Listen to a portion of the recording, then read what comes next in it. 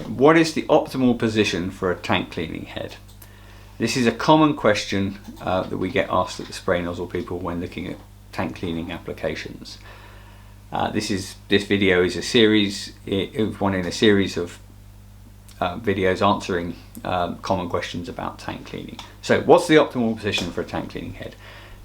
This common question has a surprisingly simple answer, but as we'll see, there's some complexities.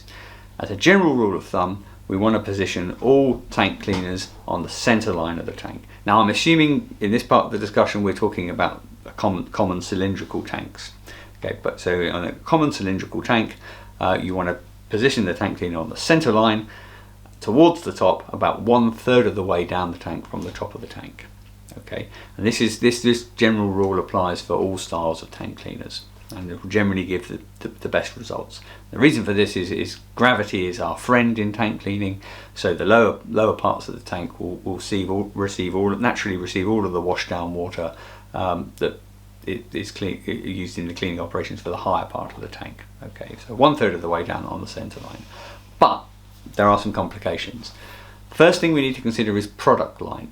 So if the product line is normally above two-thirds of the way up the tank, then it's often advisable to raise the tank cleaner above this line. It may be suboptimal for cleaning, but having the tank cleaning head covered with the product in normal operation can cause more problems. And this depends very much on the product, and in many cases it's actually fine to have the tank cleaning head submerged, but we need to consider that. Okay. The next thing to think about is internal obstructions. Central agitators or other tank internals may mean it's actually impossible to have the tank cleaning head on the center line. Furthermore, these obstructions will cause shadowing and block the path of the tank cleaning fluid, meaning some parts of the tank wall are not clean.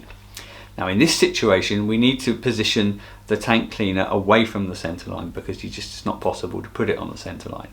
Now if we are only using one tank cleaner and we're not too worried about shadowing, then getting it as close to the center line as possible is a good idea. So getting as close to that optimal position as possible.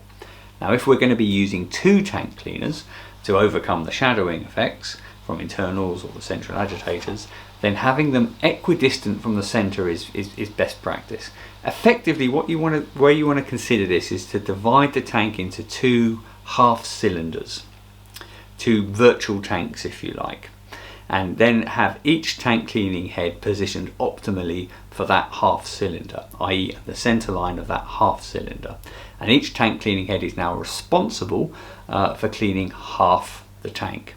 Now obviously there will be large parts of the tank cleaning from each virtual tank that will spill over into the other tank, and that's kind of bonus cleaning. But if we design the system so that each half tank can be cleaned by a single tank cleaner, and that's positioned optimally, then that's going to be best practice. Okay, so what about odd shaped and large tanks? Okay, things get a little bit more complicated here when moving away from the standard cylindrical shaped tanks. So some general rules of thumb. For any shaped tank, 1/3 of the way down the tank is still a pretty good general rule from the top. And the basic principle we want to have is to have as much of the tank as equidistant from the actual tank cleaning head as possible. Okay, now this is often not possible in odd shaped tanks. So for example, long tanks or cylindrical tanks on their side, this means in order to get equal coverage and equal cleaning, we may want to have a couple of tank cleaners in there, okay, at each end of the cylinder. Okay. When looking at the maximum cleaning distances of any tank cleaner, we need to consider the worst case scenario, i.e. what's the furthest point that needs to be cleaned by the tank cleaner. Now for spinners and spray balls, this distance should be the maximum horizontal distance from the cleaning head to the wall. This should be kept below the scrubbing distance indicated on the datasheet. For rotary jet and high pressure cleaners, the best practice is to measure the distance from the cleaning head to the furthest point that needs to be cleaned. In most tanks this will be the bottom edge of the tank. Now this distance can be calculated using Pythagoras' theorem. The distance should be less than the rated effective cleaning jet on the datasheets. It is sometimes, however, acceptable to use the same basic horizontal distance calculation to the tank wall when sizing and positioning jet cleaners. Typically for lighter residues, this is fine. Now for odd-shaped tanks that require multiple tank cleaners, it's best to divide the tank into virtual sub-tanks again, and then position a tank cleaning head in each of these virtual sub-tanks using the same rules, as if they were separate tanks and they were only being cleaned by that one tank cleaner.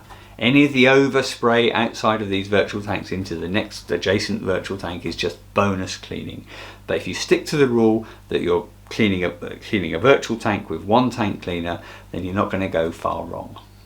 Okay, so these are the principles that we apply when designing tank cleaning systems with regards to optimal positioning of tank cleaning heads.